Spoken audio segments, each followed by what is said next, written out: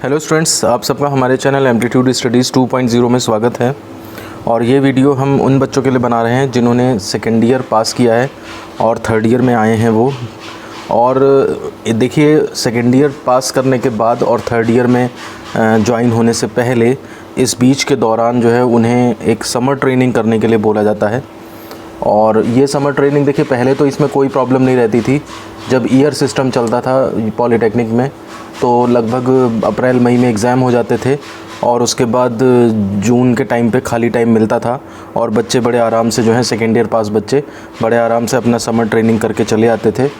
लेकिन अब जो है कुछ ऐसा हुआ है कोरोना पीरियड में कि सेशन जो हैं थोड़े से लेट हो रहे हैं और इस वजह से और बीच का गैप जो होता है, 2 सेमेस्टर के बीच का जो गैप होता है वो थोड़ा सा सिमटता जा रहा है।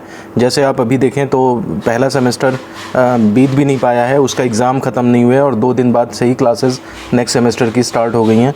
तो समर ट्रेनिंग का टाइम जो है वो बड़ा कम मिलता है और मतलब एकदम पूरा टाइम नहीं मिलता है। तो इसमें कभी कभी ऑनलाइन करने के लिए भी बोला जाता है, कभी कभी छुट्टी दे दी जाती है 15-20 दिन की या 1 महीने की, 4 वीक की, कि आप इतने दिनों में करके ले आएँ ट्रेनिंग। तो जैसा जिस कॉलेज का जैसा हिसाब है वो उस तरह से करा जा सकता है और इसके लिए हो सकता है ऊपर से भी कोई गाइडलाइन आ जाए। हम इस वीडियो में थोड़ा सा समर ट्रेनिंग के बारे में डिटेल में देखेंगे। तो सबसे पहले हम देखते हैं समर ट्रेनिंग, इसको अलग अलग कुछ नामों से भी जाना जाता है। तो अलग अलग नाम इसके कौन कौन से हैं थोड़ा वो देख लेते हैं। देखिए, समर ट्रेनिंग तो बोला ही जाता है और फिर इसके बाद देखिए फील्ड एक्सपोज़र भी कभी कभी इसे बोल देते हैं। फील्ड एक्सपोज़र के साथ साथ इसे इंडस्ट्रियल विज़िट भी बोला जाता है कभी कभी, और इंडस्ट्रियल इंटर्नशिप भी बोल सकते हैं हम इसे। सबके मतलब एक ही हैं। हालांकि इंडस्ट्रियल विज़िट जो तीसरा नाम है इसमें कभी कभी 1-2 दिन की विज़िट करा दी जाती है, उसको भी इंडस्ट्रियल विज़िट बोला जा सकता है, लेकिन यहाँ पर इस रेफरेंस में भी इसका यूज़ करते हैं। तो इसलिए समर ट्रेनिंग को इतने नामों से जाना जा सकता है। तो किसी कभी आप देखें इस चीज़ को तो कोई आपसे इंटरव्यू या वाइवा में पूछे कि आपने जो है वो फील्ड एक्सपोज़र कहाँ किया या इंडस्ट्रियल विज़िट या इंटर्नशिप कहाँ से की, तो आप समझ जाइए कि वो समर ट्रेनिंग के बारे में बात कर रहे हैं। और ये आपको ढंग से इसलिए करनी है क्योंकि मैं फिर से बता रहा हूँ, ध्यान से सुनिए, समर ट्रेनिंग आपको ढंग से इसलिए करनी है क्योंकि ये आपके जॉब की बेस है। जो आपको जॉब लगने वाली है, जिसमें जो इंटरव्यू होगा, उसका जो बेस है वो यहाँ से तैयार होगा। अब आप पूछेंगे कैसे, तो इसके बारे में मैं आपको ये बताता हूँ। तो जब आपका इंटरव्यू होगा थर्ड ईयर के बाद, कोई भी कंपनी में आप सबसे पहले बार जाएंगे तो आपके पास एक्सपीरियंस के नाम पे ज़ीरो रहता है। और अगर आपसे मान लिया सपोज़ करिए वो कुछ पूछता है, या तो वो थ्योरी में से पूछेगा, और अगर कुछ और पूछेगा आपसे इंडस्ट्री के बारे में तो आपसे सीधे सीधे वो समर ट्रेनिंग के बारे में ही पूछता है। तो उस टाइम पे वो इसको जो है इंडस्ट्रियल विज़िट या इंडस्ट्रियल इंटर्नशिप नाम करके बोलते हैं। तो आप समझ जाइएगा कि वो हमसे इसी बारे में पूछ रहा है। तो वो यही पूछेंगे समर ट्रेनिंग कहाँ से करी, और जैसे ही आप उनको बताएंगे कि फ़लाना फ़लाना कंपनी से आपने ट्रेनिंग करी है, फिर वो उसके अंदर से क्वेश्चन ढूंढते चले जाएंगे। तो उससे उन्हें ये पता लग जाएगा कि आपने ट्रेनिंग अच्छी तरीके से करी भी है या नहीं, और अगर करी है तो फिर आप उसमें कितना चीज़ों को जानते हैं। अगर उन्हें लगता है कि आप इंडस्ट्री से भलीभांति परिचित हैं तो उस केस में वो आपको अपने यहाँ जॉब देने में कोई भी संकोच नहीं करेंगे।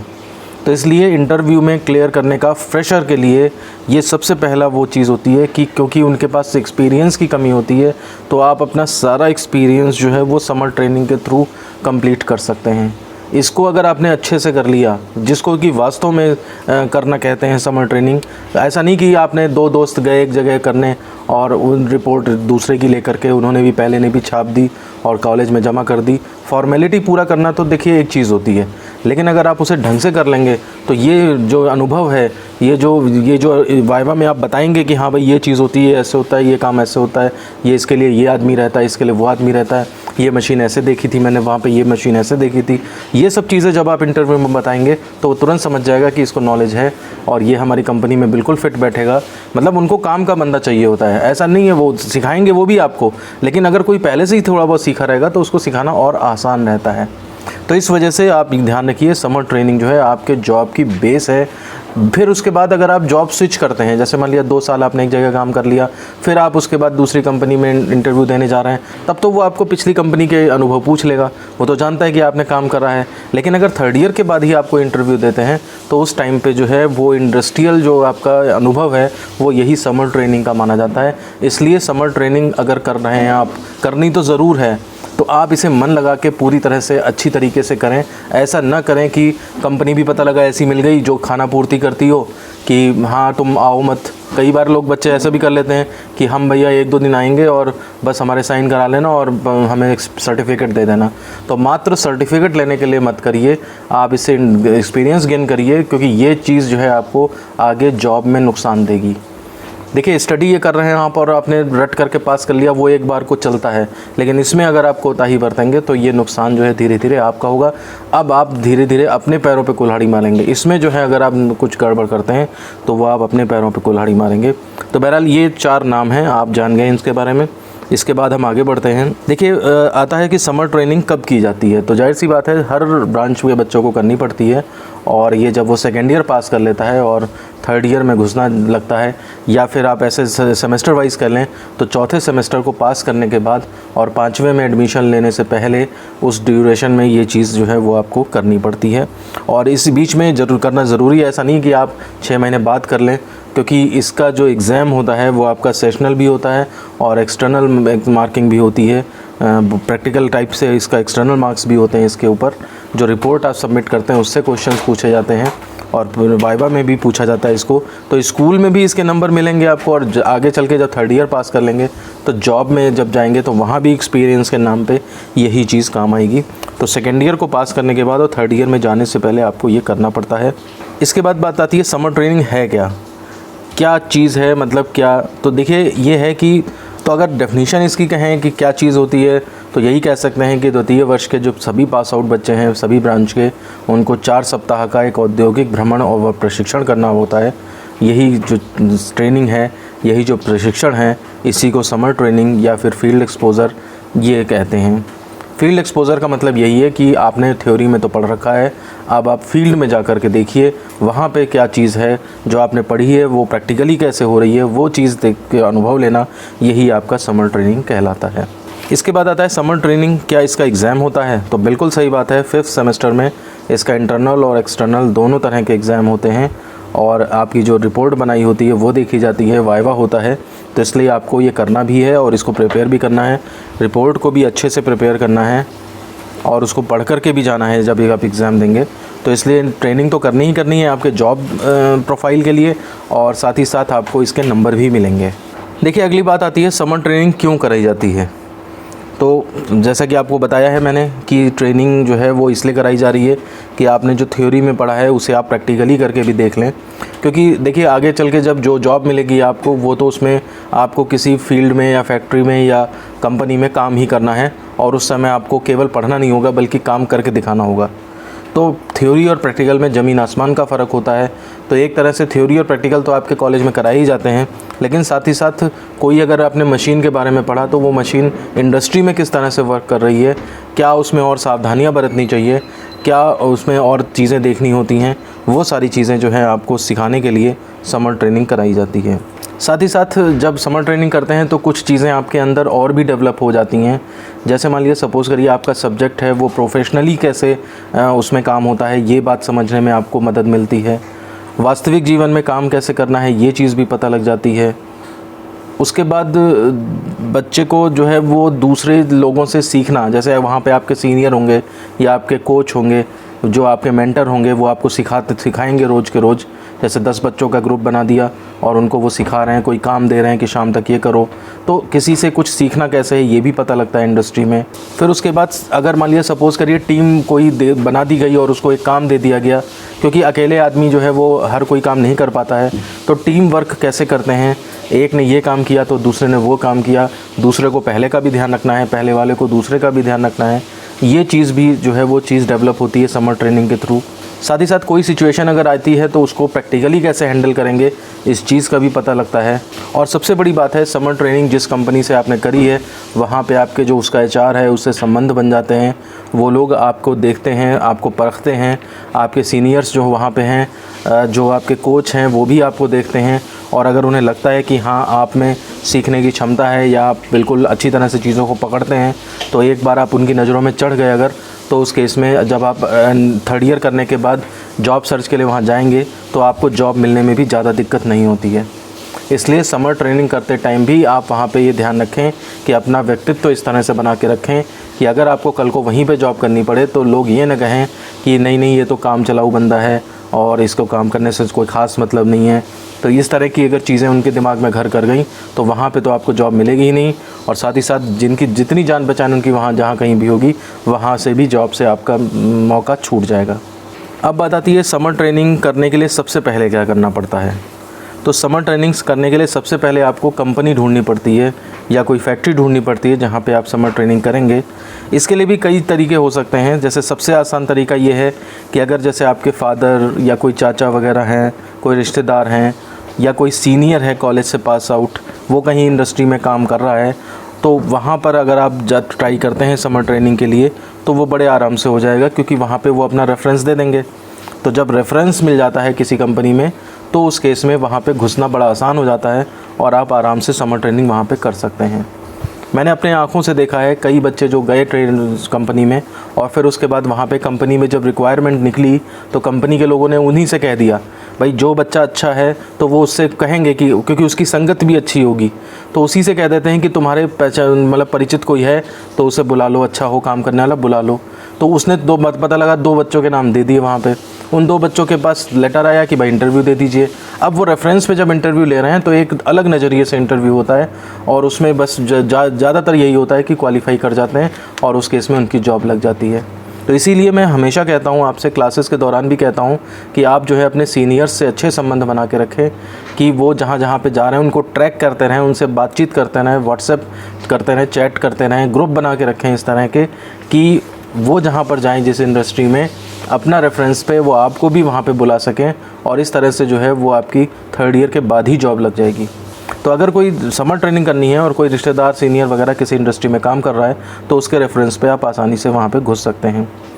अगर ऐसा नहीं मान लिया मिल रहा है तो फिर पिछले साल के बच्चे जहाँ पे आमतौर पे जाते रहे हैं जिस कंपनी में, आप पता कर सकते हैं, अपने TPO से पता कर सकते हैं, तो वहाँ पर जा कर के फिर आप कांटेक्ट कर सकते हैं। कभी कभी देखा गया है TPOs जो होते हैं संस्था में, ट्रेनिंग प्लेसमेंट ऑफिसर, उनके संबंध होते हैं कंपनियों से, तो उनके थ्रू भी आप जो है वो कांटेक्ट करके जा सकते हैं।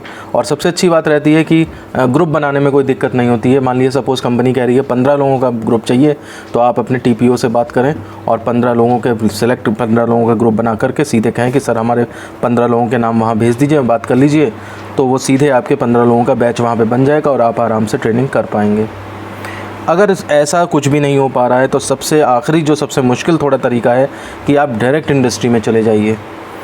डायरेक्ट इंडस्ट्री में चले जाएं। हम अभी बताएंगे आपको कौन कौन सी इंडस्ट्री में कौन कौन से ट्रेड के बच्चे जा सकते हैं। तो उस इंडस्ट्री में अगर आप डायरेक्ट चले जाएं और वहाँ HR जो होते हैं तो उनसे अगर बात करेंगे आप तो हो सकता है कि वो आपको समर ट्रेनिंग के लिए रख लें। अब ये डिपेंड करता है कि उनके पास कोई बैच चल रहा हो या नेक्स्ट कुछ दिनों में बैच स्टार्ट होने वाला हो तो उसमें आपका नाम इंट्रोड्यूस कर देंगे, और नहीं तो वो आपसे कह सकते हैं कि अच्छा ऐसा करो 15 बच्चे इकट्ठा कर लो तो हम एक बैच स्टार्ट कर देते हैं। तो उस केस में आप अपने दोस्तों से बात करके वैसा कर सकते हैं। तो कहने का मतलब है कंपनी जो ढूंढनी है, कंपनी ढूंढने के लिए आपको ये तरीके जो मैंने ऊपर बताए हैं इनमें से सबसे आसान से सबसे टफ़ पे बताया है मैंने। तो कोई भी चीज़ जो है वो आपके कर सकते हैं आप इसको। और फाइनली आप ये सब भी नहीं कर पा रहे हैं, आपके घर के आसपास इंडस्ट्री भी नहीं है कोई, आप सीनियर से भी कांटेक्ट में नहीं है, तो फिर आप सबसे अच्छा तरीका है आजकल गूगल, और गूगल में आप सर्च कर लें कौन कौन से इंडस्ट्री हैं आपके नियर अबाउट, और वहाँ से आप जो है वो मेल कर सकते हैं HR को उसके, और या फिर ख़ुद जा कर के विज़िट कर सकते हैं। और इन तरीक़ों से आप जो है वो ढूंढ सकते हैं कि किस कंपनी में आपको या किस फैक्ट्री में आपको जो है वो समर ट्रेनिंग करनी है। तो सबसे पहला काम जो है वो यही है कि आपको जो है कंपनी ढूंढनी है। अब जब आपने कंपनी ढूंढ ली, वहाँ पे बात फाइनल हो गई कि हाँ वो आपको ट्रेनिंग कराएंगे, तो फिर आपको कॉलेज से लेटर लेना होता है। तो अब आइए देखते हैं कि कॉलेज से लेटर कैसे लेना है, उसके बारे में थोड़ा देख लेते हैं। टॉपिक है हमारा समर ट्रेनिंग करने के लिए कॉलेज से लेटर कैसे लेना है। देखिए कॉलेज से लेटर जो हैं वो 2 या 3 मिलते हैं, और ये इस वजह से दिए जाते हैं ज़्यादा संख्या में कि हो सकता है एक जगह आपकी बात ना बने और आपको ट्राई करना हो, तो 2-3 लेटर दे दिए जाते हैं और आप भी 2-3 जगह अप्लाई करें, जहां बात बन जाए, जहां सबसे बेस्ट हो वहां पर आप जो है वो समर ट्रेनिंग कर सकते हैं। तो इसके लिए ज़्यादातर ये किया जाता है कि जैसे मान लिया सपोज़ एक लेटर होता है तो उसमें प्रेषक में प्रधानाचार्य पड़ जाता है कि आपके प्रिंसिपल्स जो हैं वो आपको भेज रहे हैं, और सेवा में करके जो है वो 2-3 लाइनें खाली छोड़ दी जाती हैं। नीचे जो लेटर के लिए पत्रांक वगैरह पड़ता है और जो लैंग्वेज होती है वो प्रिस्क्राइब्ड लैंग्वेज वो टीपीओज़ को पता रहती है, उसमें आपको कोई ज़्यादा कुछ नहीं करना है। उसमें उसका सार यही रहता है कि ये स्टूडेंट हमारे यहाँ का है और इस ब्रांच में और इस सेमेस्टर में है या इस क्लास में है और ये आपके यहाँ समर ट्रेनिंग करना चाहता है, इसको देख करवाने की कृपा करें और सर्टिफिकेट प्रदान करें। इस तरह की लैंग्वेज होती है। तो सेवा में जहाँ पे कंपनी का नाम और एड्रेस आना है वो जगह खाली छोड़ दी जाती है, और इस तरह के 3 लेटर जो हैं लगभग बच्चे को दे दिए जाते हैं, हर बच्चे को। तो वो जहाँ जहाँ उसने बात करी होती है वहाँ जा कर के HR को दे देता है, और जहाँ फिर उसका बाद में मन करे वहाँ पर वो समर ट्रेनिंग कर लेता है। तो जब आप सेलेक्ट कर लें कि आपको कहाँ से समर ट्रेनिंग करनी है, तो उसके बाद फिर आप ये इस तरह के ये लेटर जो हैं वो टीपीओज़ के माध्यम से प्राप्त कर लें। ध्यान दीजिए उस पर टीपीओ के भी साइन होते हैं और प्रिंसिपल के भी साइन होते हैं, और कॉलेज की मोहर लगवाना ना भूलें। तो जब आपने ये सोच लिया कि आपको कहाँ कहाँ से ट्राई करना है समर ट्रेनिंग के लिए, तो उस हिसाब से फिर उसके दूसरा स्टेप जो आता था कि आपको लेटर लेना है, तो इस तरीके से आप अपने कॉलेज से लेटर लेंगे और उस कंपनी में जा कर के दे देंगे। अब बात आती है कि आपने लेटर भी ले लिया और लेटर उसको समर ट्रेनिंग करने के लिए कहाँ और किसको देना है। तो ये मैं पहले भी बता चुका हूँ कि जिस कंपनी में आपको समर ट्रेनिंग करनी है वहाँ और वहाँ के HR को देना है, या वो जिसे डिप्यूट करेंगे उसको देना है। जिसके अंडर में आप कोच के अंडर में करेंगे ट्रेनिंग, उस कोच के पास जमा कर सकते हैं। बहरहाल वो अल्टीमेटली जो है सिस्टम में अपने आप सर्कुलेट हो जाएगा जहाँ भी उसे जाना होगा। अब बात आती है कि क्या क्या ऑप्शंस हैं आप लोगों के पास, किस किस जगह पे, किन किन जगहों पे कंपनी कैसे ढूंढ सकते हैं, क्या आइडिया ले सकते हैं, कहाँ कहाँ पे आप समर ट्रेनिंग कर सकते हैं। तो सबसे पहले हम इलेक्ट्रिकल और इलेक्ट्रॉनिक्स के बच्चों के लिए बात करते हैं, क्योंकि इनके सिलेबस भी थोड़े बहुत मिलते जुलते हैं, और कंपनीज़ भी जो होती हैं, जैसे कोई प्योर इलेक्ट्रिकल की है तो उसमें इलेक्ट्रॉनिक इक्विपमेंट्स का भी यूज़ होता है, और अगर कोई प्योर इलेक्ट्रॉनिक कंपनी है तो उसके में इलेक्ट्रिकल का भी यूज़ होता है। तो इसलिए दोनों का स्कोप जो है वो हर जगह रहता है। जो कंपनी इलेक्ट्रिकल के बच्चों को ट्रेनिंग करा सकती है, ज़्यादा चांसेस बनते हैं कि वो इलेक्ट्रॉनिक्स के बच्चों को भी करा सकती है। तो इसमें मैं कुछ बताऊंगा। इसमें नाम जैसे हैं गवर्नमेंट सेक्टर में भी हैं, प्राइवेट सेक्टर में भी हैं। तो गवर्नमेंट सेक्टर में जैसे मान लिया सपोज़ करिए आपका NTPC हो गया, जिसे नेशनल थर्मल पावर कॉरपोरेशन कहते हैं। BEL या BHEL दोनों अलग अलग हैं। भारत इलेक्ट्रॉनिक्स लिमिटेड और भारत हैवी इलेक्ट्रिकल लिमिटेड। तो ये इलेक्ट्रॉनिक्स और इलेक्ट्रिकल के बच्चे यहाँ पे जा सकते हैं। कोई भी आपका अगर थर्मल पावर स्टेशन है, जैसे बात करें तो जगह जगह पर कोयले से जो बिजली बनाई जाती है, इस तरह के स्टेशंस हैं, वहाँ पे इलेक्ट्रिकल के बच्चे जा सकते हैं। या कोई ग्रिड है, पावर ग्रिड है कहीं पर, वहाँ पे आप जा कर के उसको ट्रेनिंग कर सकते हैं। वहाँ पे कोई हाइड्रो पावर प्रोजेक्ट है, जैसे NHPC national hydro power corporation, इसके कोई मान लिया सपोज़ करिए यूनिट है, वहाँ पर जा कर के। और इलेक्ट्रिकल के बच्चे तो अब ज़्यादा से ज़्यादा हाइडल जो होता है शहर में, पावर सब स्टेशंस होते हैं, जैसे 132 kV के जैसे सब स्टेशंस होते हैं, इनमें जा कर के भी आप कर सकते हैं। और साथ ही साथ प्राइवेट सेक्टर की अगर बात करें तो जैसे मान लिया कोई पंखे बनाने वाली कंपनी है, कोई वायर बनाने वाली कंपनी है, कहीं पर स्विच बन रहे हैं, छोटे छोटे उद्योग हैं कहीं पर, ठीक है ना। ये क्रॉम्पटन की फैक्ट्री हो गई, हेवेल्स के पंखे हो गए बन रहे हैं, जहाँ पर इस तरह की चीज़ें जो हैं जहाँ पे बन रही हैं वहाँ पर भी आप जो है वो समर ट्रेनिंग अपनी जो है कर सकते हैं। इलेक्ट्रॉनिक्स के बच्चे जैसे मान लिया सपोज़ करिए BSNL हो गया, या इस तरह की चीज़ें हो गई, कोई TV स्टेशन है, वहाँ पे जा कर के ट्रेनिंग कर सकते हैं। बहुत सारे ऑप्शन हैं, जब आप ढूँढेंगे इनको तो बहुत सारे ऑप्शन आपको मिलेंगे। इसके बाद देखते हैं कि मैकेनिकल के स्टूडेंट्स जो हैं वो कहाँ कहाँ पे समर ट्रेनिंग कर सकते हैं। तो देखिए कहीं पर कोई पंप बन रहा हो, मान लिया सपोज़ करिए कोई ऑटोमोबाइल इंडस्ट्री है, जैसे मारुति, हुंडई, इस तरह के जहाँ पे कारें वगैरह बनती हों, महिंद्रा वगैरह, इनके अंदर कर सकते हैं आप अपनी ट्रेनिंग। रेलवे में जा कर के कर सकते हैं। कोई ऐसी फैक्ट्री हो जहाँ पे फ्लूइड के बारे में काम होता हो या हीट ट्रांसफ़र के बारे में काम होता हो, ऐसी कंपनियों में केमिकल वाले बच्चे भी जा सकते हैं, मैकेनिकल वाले भी जा सकते हैं। तो इस तरह की जो कंपनीज़ हैं, मतलब लगभग हर इंडस्ट्री में मैकेनिकल वालों का तो यूज़ होता ही होता है। तो इनके सामने तो बहुत ज़्यादा ऑप्शंस रहते हैं कि किसी भी इंडस्ट्री में जा कर के ये अपनी समर ट्रेनिंग कर सकते हैं। इसके बाद बात करते हैं कि सिविल के स्टूडेंट्स कहाँ कहाँ जा सकते हैं। तो सिविल के स्टूडेंट्स भी देखिए गवर्नमेंट सेक्टर्स भी हैं, प्राइवेट सेक्टर्स भी हैं। जैसे मान लिया सपोज़ करो हाईवे अथॉरिटी है, NHAI national highway authority of India, या फिर मेट्रो रेल है। मेट्रो रेल में मैकेनिकल वाले भी जा सकते हैं, इलेक्ट्रिकल वाले भी जा सकते हैं। दिल्ली मेट्रो रेल कॉरपोरेशन हो गया, DMRC हो गया। जैसे PWD का कोई प्रोजेक्ट चल रहा है कहीं पर, जिसे हिंदी में लोक निर्माण विभाग भी कहते हैं, तो ये गवर्नमेंट सेक्टर का है। CNDS यानी कि कंस्ट्रक्शन एंड डिज़ाइन सर्विस, इसमें भी जो है वो ये भी सरकारी जो बिल्डिंग है उनको बनाती है। कई पॉलीटेक्निक्स भी इसने बनाए हैं बिल्डिंग वगैरह, इनके कोई प्रोजेक्ट चल रहे हैं तो ये गवर्नमेंट सेक्टर्स ऐसे हैं जहाँ पे आप ट्रेनिंग कर सकते हैं। और इसके अलावा प्राइवेट सेक्टर में जैसे मान लिया सपोज़ करिए कोई कॉलोनी बन रही है, कोई रियल इस्टेट जैसे बन रही है, जैसे शहरों में, बड़े बड़े शहरों में बनती रहती हैं, या कहीं पे कोई रोड बन रही है, कोई सीवरेज सिस्टम बन रहा है इस तरह का, या कोई डैम बन रहा है, वहाँ पे जा कर के जो है आप अपनी ट्रेनिंग पूरी कर सकते हैं। इसके बाद बात आती है CS IT वगैरह के स्टूडेंट्स, ये सब कहाँ जा सकते हैं। तो ये जहाँ पे भी सॉफ्टवेयर का यूज़ होता है वहाँ पे ये लोग कर सकते हैं। जैसे मान लिया सपोज़ करिए गवर्नमेंट सेक्टर में देखें तो रेलवे में जैसे मान लिया सपोज़ टिकट सिस्टम बुक कराते हैं, उसके लिए central railway information system CRIS जिसे बोलते हैं, CRIS, उसमें जा सकते हैं। या हर ज़िले में जैसे एक नेशनल इंफॉर्मेशन सेंटर यानी कि NIC होता है, तो जहाँ पे सारी सूचनाएं पूरे ज़िले की इकट्ठी करी जाती हैं, तो वहाँ पर जा कर के ट्रेनिंग कर सकते हैं। और प्राइवेट सेक्टर में तो कंप्यूटर और IT के लिए तो इतने ज़्यादा स्कोप है।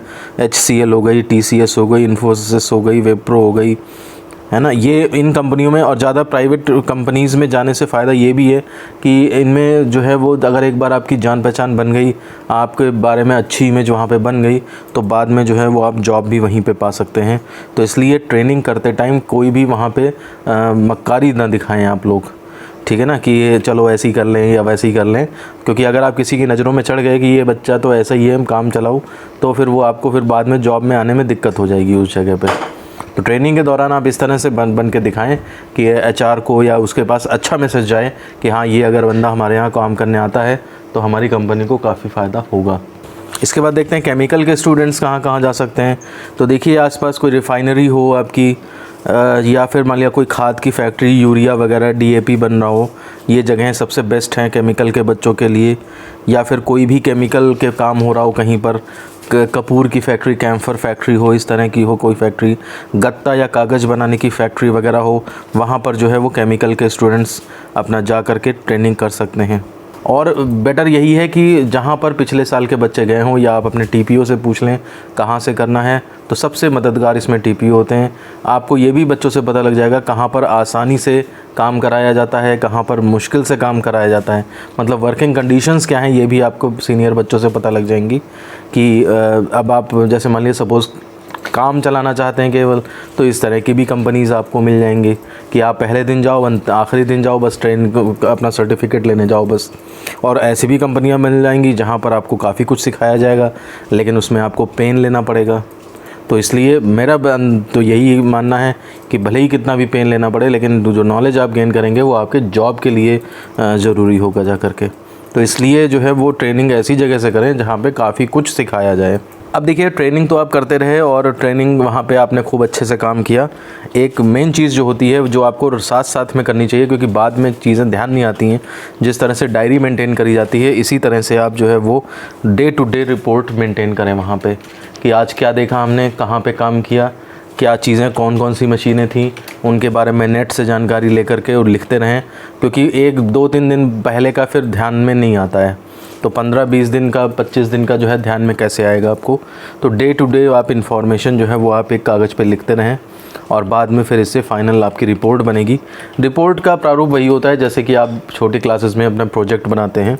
एक फ्रंट पेज बन जाएगा कंप्यूटराइज्ड, जिसमें कि आपका ऊपर जो है वो ट्रेनिंग का नाम और बीच नीचे कॉलेज के बीच में कॉलेज का लोगो वगैरह, कॉलेज का नाम, ब्रांच वगैरह, नीचे गाइडेड बाई और प्रिपेयर्ड बाई, इस तरह से जैसे बनता है। वो आप पुरानी रिपोर्ट आप अपने TPO से या डिपार्टमेंट से देख लेंगे, अपने टीचर से कहेंगे, HOD से कहेंगे, तो वो आपको प्रोवाइड करा देंगे कोई पुराना, तो उससे आप प्रारूप देख लेंगे। उसमें कोई बड़ी बात नहीं होती है, सब ऐसे ही करते हैं। और उसमें से आप जो है फ्रंट पेज बना लें और अंदर क्या क्या कंटेंट्स होते हैं, जैसे डिक्लेरेशन होता है, एक्नॉलेजमेंट होता है, फिर उसके बाद जो सर्टिफिकेट वहाँ से मिला है उसकी कॉपी भी लगती है, फिर एब्स्ट्रैक्ट्स, फिर कंटेंट्स में इंट्रोडक्शन हो गया या सिस्टम एनालिसिस हो गया, डेवलपमेंट एनवायरनमेंट कैसा था वहाँ पे, सिस्टम कौन सा डिज़ाइन किया, क्या कैसे किया, उसकी टेस्टिंग इम्प्लीमेंटेशन ये सब कैसे किया, कंक्लूज़न, बिब्लियोग्राफी, ये जितनी भी चीज़ें होती हैं ये सब जो है आपको रिपोर्ट में शामिल करनी है। और इस तरह से एक अच्छी सी रिपोर्ट बना के उसकी 2 कॉपीज़ जो हैं मिनिमम बनानी है। 1 कॉपी आपके डिपार्टमेंट में ला के दे देनी है आपने, और 1 कॉपी जो है आपके पास अपने पास सुरक्षित रखनी है। और जब आपका एग्ज़ाम होगा तो हो सकता है आपको अपनी कॉपी लानी पड़े, लेकिन वो जमा नहीं होगी, वो आपको वापस मिल जाएगी और वो कॉपी आप संभाल के रखेंगे। और जब कभी 3rd ईयर में आपको पहला कोई कंपनी आए और वहाँ पे इंटरव्यू लेना है या आप बाहर कहीं जाएं और इंटरव्यू दें तो उस रिपोर्ट को साथ में ले जाएं, क्योंकि वही आपका इंडस्ट्री में जो आप इंडस्ट्री से जितना परिचित हैं वो उसी के थ्रू परिचित हैं। तो अगर इंटरव्यू में आपसे इंडस्ट्री से रिलेटेड सवाल पूछे जाएंगे तो वो समर ट्रेनिंग को ही लेकर के पूछे जाएंगे। तो इसलिए उस रिपोर्ट की बहुत वैल्यू है। जो आपके पास कॉपी है उसे संभाल के रखें, इधर उधर जहाँ भी यूज़ करना है उसको ले जाएं। तो अगला टॉपिक है समर ट्रेनिंग करने के बाद रिपोर्ट कितनी प्रतियों में बनाते हैं। तो मैंने बता दिया है, मिनिमम आप 2 प्रतियों में बनाएंगे ही बनाएंगे। 1 कॉलेज में जमा करनी होती है और 1 उसके बाद जो है वो अपने पास रखते हैं, जिसको जगह जगह पे आप कभी भी ज़रूरत पड़ने पर दिखा सकते हैं। इसके बाद आपका जो नेक्स्ट जब आपका 5th सेमेस्टर आएगा तो उसमें आपका एक सब्जेक्ट होगा इस तरह से फील्ड एक्सपोजर का। तो उसमें वो आपको इंटरनल असेसमेंट यानी कि सेशनल भी दिए जाएंगे उसी के बेस पे, और एक्सटर्नल जो है वो वाइवा भी होगा इसमें, और उसमें भी यही पूछा जाएगा आपसे कि क्या किया क्या नहीं किया आपने। तो ये इसी के ऊपर बेस्ड होता है जो ट्रेनिंग करके आप आए होंगे। तो कहने का मतलब है ट्रेनिंग आपके कोर्स के लिए भी ज़रूरी है, आपके ब्रांच के लिए भी ज़रूरी है, आपको मार्क्स गेन करने के लिए भी ज़रूरी है, और जॉब में भी बाद में काम आएगी। तो बहुत ज़्यादा इसकी वैल्यू है। ये फर्स्ट एक्सपीरियंस जो है वो लेंगे आप इंडस्ट्री में, तो इसलिए इसको ढंग से करें। इसके बाद एक पॉइंट आता है समर ट्रेनिंग ऑनलाइन करें या ऑफ़लाइन। तो देखिए पहले ऐसा होता था कि आराम से 1 महीने का टाइम मिलता था बच्चों को बीच में और आराम से बच्चे इसको करते थे। लेकिन जब से सेमेस्टर सिस्टम लगा और जब से कोरोना हुआ तब से तो बिल्कुल टाइम मिलना बंद हो गया है। तो उस केस में क्या है कि ऑनलाइन के भी ऑप्शन आने लगे हैं। लेकिन मैं यही सजेस्ट करूँगा कि आप जो हैं वो अगर सिविल के हैं, मैकेनिकल के हैं, तो आप ऑफ़लाइन ट्रेनिंग ही करें तो ही ज़्यादा अच्छा है, क्योंकि बैठे बैठे कंप्यूटर पे आपको वीडियो दिखा करके इतना ज़्यादा अच्छा एक्सपीरियंस नहीं मिल सकता। हाँ, इलेक्ट्रॉनिक्स के हैं बच्चे, इलेक्ट्रिकल के हैं या CSIT के हैं, तो इनका चूँकि कंप्यूटर का ही काम रहता है तो इसलिए ये लोग तो इसलिए ये लोग अगर ऑनलाइन ट्रेनिंग करना चाहते हैं तो उनके लिए कोई दिक्कत नहीं है। लेकिन जिनका काम जो है वो फील्ड का है वो लोग जो हैं वो वास्तव में जा कर के करें ऑफ़लाइन। भले ही इसके लिए छुट्टी लेनी पड़े कॉलेज से या जो भी है, आपको थोड़े दिन का मिल जाए, या इस तरह से कर लीजिए कि हाफ़ डे आप ट्रेनिंग कर लें, हाफ़ डे आपकी क्लास चल जाए, या जिस तरह से आपके कॉलेज में TPOs वगैरह या प्रिंसिपल्स वगैरह अलाउ करें उस हिसाब से आप काम करिए। तो लास्ट में हम आपसे थैंक यू कहेंगे वीडियो देखने के लिए, और साथ ही साथ आपको ये राय देना चाहेंगे कि देखिए वीडियो आपके केवल नॉलेज के लिए बनाया गया है, लेकिन आपके यहाँ कॉलेज में जिस तरह से TPOs वगैरह कहते हैं या जिस तरह से प्रोसीजर चलता आया है आप उसी को फॉलो करें। और कभी भी कोई हेल्प की ज़रूरत हो तो इस वीडियो में जो बातें बताई गई हैं उनसे आप प्रेरणा ले सकते हैं, उस काम को इम्प्लीमेंट कर सकते हैं। देखिए क्या होना चाहिए वो एक अलग चीज़ होती है, और कैसे हो रहा है वो कभी कभी मेथड्स उसके बदल जाते हैं, वेरी कर जाते हैं। हो सकता है आपके TPOs जो हैं कुछ ऐसा अरेंजमेंट कर दें कि पूरी क्लास के बच्चे चलो तुम सब यहीं पे अप्लाई करो इसी फैक्ट्री में, इसी कंपनी में, और सब लोग यहीं से ट्रेनिंग कर लो, तो आप उस तरह से भी कर सकते हैं। अदरवाइज़ जिस तरह से होना चाहिए वो मैंने तरीका आपको बता दिया है। तो वीडियो में मैंने छोटी छोटी बातें सब क्लियर कर दी हैं, और अगर आपको फिर भी कोई बात समझ में नहीं आई है तो कमेंट बॉक्स में हमसे पूछ सकते हैं। हम पूरी कोशिश करेंगे कि आपकी बातों का जवाब दें। और अगर कोई स्टूडेंट पहली बार इस चैनल पर आया है और इस वीडियो को देख रहा है तो वो इस चैनल को सब्सक्राइब कर सकता है और बेल आइकन प्रेस करके ऑल का ऑप्शन सेलेक्ट कर ले, ताकि इसी तरह के इन्फॉर्मेटिव वीडियो से आगे भी उनके नोटिफिकेशंस उसे अपने आप मिलते रहें, कोई भी वीडियो मिस ना हो। तो इसी के साथ इस वीडियो को मैं ख़त्म करता हूँ। मिलते हैं आपसे नेक्स्ट वीडियो में। धन्यवाद।